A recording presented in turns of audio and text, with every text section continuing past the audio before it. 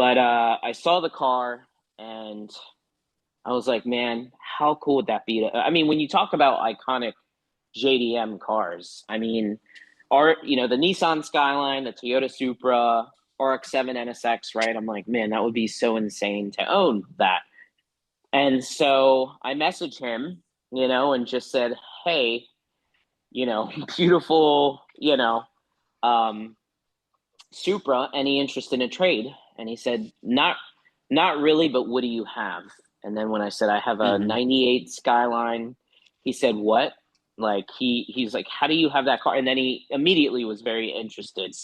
So we jumped on a call, and it turns out he actually had a Sylvia S15, which is also a very iconic JDM car that you really don't see here, especially because the year range is kind of very similar to like an R34 Skyline.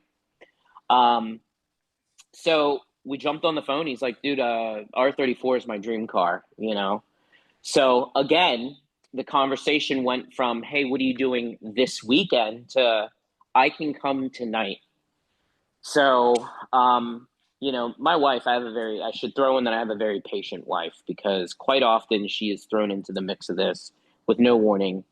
And, we have our kids and everything too. So this guy was in New Jersey, and we drove to him, and it Wow. was and it was quite the process because you have to take two cars because I had a bunch. Part of the deal was I would give him all the parts that I have. I told him about the hood Hmm. that I ordered.